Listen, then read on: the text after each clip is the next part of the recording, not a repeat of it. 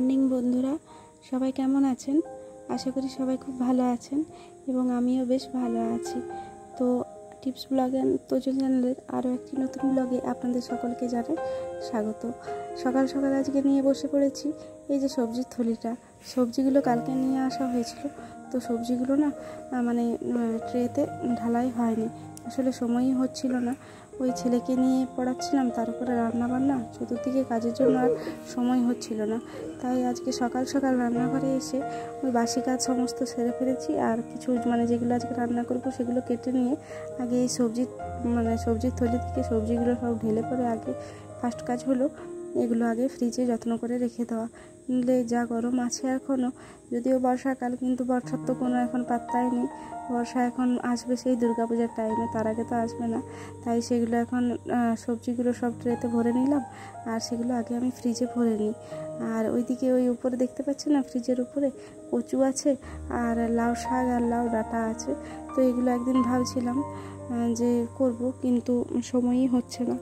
আসলে ওর বাবা থাকলে তখন না বেশ ভালো মন্দ রান্না করতে ইচ্ছে করে, আর ওর বাবা না থাকলে না তখন আর মনে হয় না যে মা ছেলের জন্যে অন্য কিছু রান্না করি।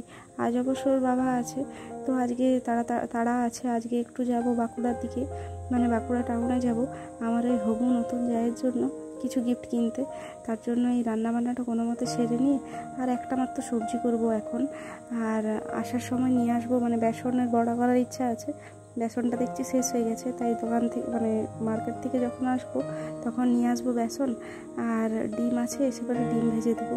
বেটুর বাবা তো শুকনো শুকনোই খেতে পছন্দ করে, ও আবার ডাল ঝাল একদম পছন্দ করে না। আর বেটু খাবে দুধ দিয়ে। আজকে এই বানাচ্ছি একটা মুগ ডাল আর পটল দিয়ে একটা সবজি। এটা কিন্তু খেতে বেশ ভালো লাগে, বিশেষ করে এটা নিরামিষভাবে রান্না করলে খেতে না বেশ ভালো লাগে।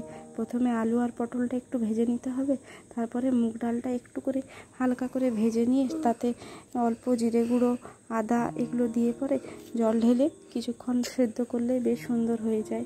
আমার তো খেতে এটা বেশ ভালো লাগে, আর আমার হাজব্যান্ডও এটা খেতে বেশ পছন্দ করে। প্রায় দিনেই আমি মুগ ডাল আর পটল দিয়ে এই সবজিটা রান্না করি। একবার আপনারা বাড়িতে ট্রাই করে দেখবেন। আর এটা লাস্টে যখন নামাবেন না, তখন একটু গরম মশলা আর ঘি দিয়ে নামিয়ে দেবেন, দেখবেন দারুণ লাগে খেতে। এটা নিরামিষভাবেই করুন বা পেঁয়াজ রসুন দিয়ে আমিষভাবেই করুন, দুটো পদেই বেশ ভালো লাগে। তো ওইদিকে আমি ওই ভাতটা আর পটলের তরকারিটা রান্না করে নিলাম, আর এখন এই বাসনগুলো অল্প ধুয়ে দিয়ে যাচ্ছি। নইলে দুপুরবেলা এসে আবার কাজের চাপ থাকবে, তখন আবার তাড়াহুড়ো করে দেখবো বেসিনে এক বেসিন বাসনপত্র জমা হয়ে গেছে। জানেন তো, কাজ কখনো ফেলে রাখতে নেই, যে এখনের কাজ এটা থাক বিকেলে করব, কাজ কিন্তু ফেলে রাখতে নেই। যখনের কাজ তখনই করতে হয়, 3 সেকেন্ডের মধ্যে নিজের মাইন্ডকে সেট করতে হয় যে না, আমি এখনই এই কাজটা এখনই করব, তাহলেই দেখবেন কাজগুলো ঝটাপট হয়ে যায়। আর যদি কাজ ফেলে রাখা হয় না পরের জন্য, যে না থাক এখন করব না, পরে করব, তখন কিন্তু আর করাই হয় না।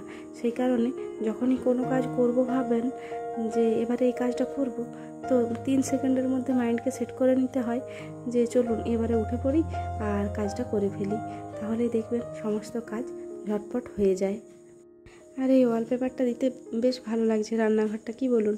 আমার তো বেশ ভালো লাগে দেখতে। আগে যেমন কালো হয়েছিল দেওয়ালটা, সেই কালো দেওয়ালটা এখন আর দেখা যায় না, এখন কিন্তু বেশ সুন্দর লাগে। কেউ কিন্তু এক দেখাতে বলতেই পারবে না যে এটা ওয়ালপেপার নয়, এটা সবাই ভাববে টাইলস। সেদিন আমার বাবা এসে দেখে বলে, এটা কি তোর বাড়ি মালিক লাগিয়ে দিল টাইলসটা? বাবা বুঝতে পারেনি, আসলে বয়স্ক মানুষ তো, তার উপরে চশমা পরে থাকে, তার উপরে একটু দূর থেকে দেখছে, আর দূর থেকে না এটা অবিকল দেখতে লাগে টাইলসের মতো। আমরা এখন বেরিয়ে পড়েছি বাঁকুড়া টাউনের উদ্দেশ্যে, ওই সোনা গয়নার দোকানে। আর রাস্তায় যেতে যেতে দেখতে পাচ্ছি একটা মিছিল বেরিয়েছে। এই মিছিলটা হচ্ছে ওই সতর্কবার্তা যে গাড়ি আস্তে চালানোর জন্য।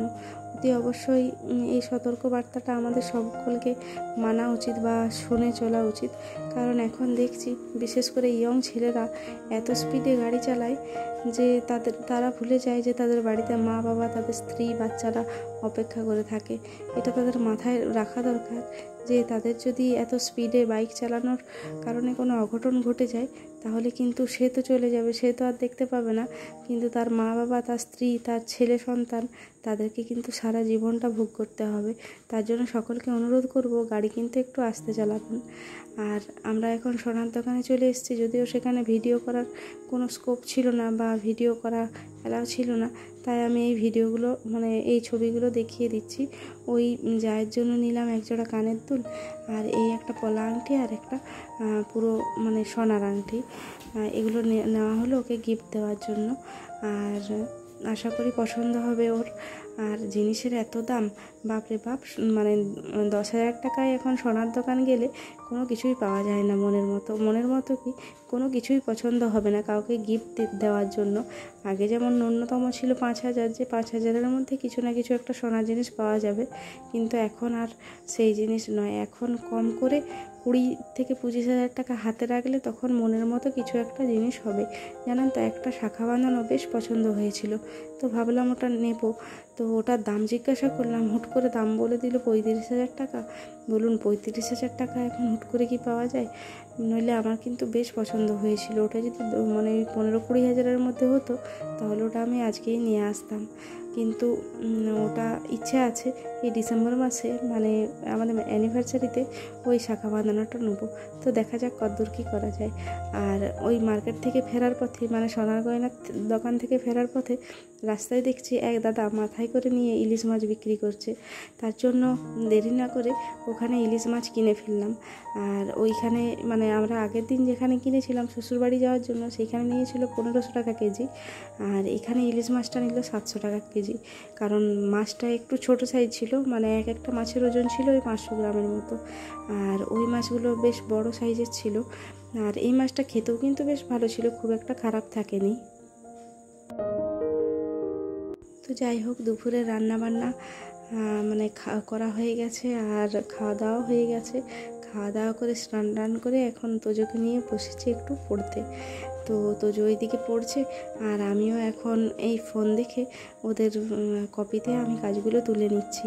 ওদের স্কুলে না একটা বেশ সুবিধা আছে, ক্লাস যখন যে ক্লাসটা হয় সেই ক্লাসের কাজগুলো না গার্জেনদের যে হোয়াটসঅ্যাপ গ্রুপ আছে সেই গ্রুপে কিন্তু সেন্ড করে দেয়। তাহলে গার্জেনদেরও সুবিধা হয় যে আজকে স্কুলে কী কাজ হয়েছে, আর সেই দেখে পড়াতেও বেশ সুবিধা হয়। তাই কারণে আমি না রেগুলার যখন যা কাজ দেয় আমি সেই কাজগুলো আগে কপিতে তুলে রাখি, তাহলে যখন পড়াই তখন পড়াতে বেশ সুবিধা হয়। তো চলুন, তোজোকে পড়ানো হয়ে গেছে, ও এখন রেস্ট নিচ্ছে, একটু ফোন দেখছে। আর আমিও আজকের মতো এখানে শেষ করলাম। তাহলে আমার ব্লগটি আপনারা অতি অবশ্যই কমেন্টে জানাবেন আমার ব্লগ আপনাদের কেমন লাগছে। যদি ভালো লাগে থাকে তাহলে চ্যানেলটা অতি অবশ্যই সাবস্ক্রাইব করবেন।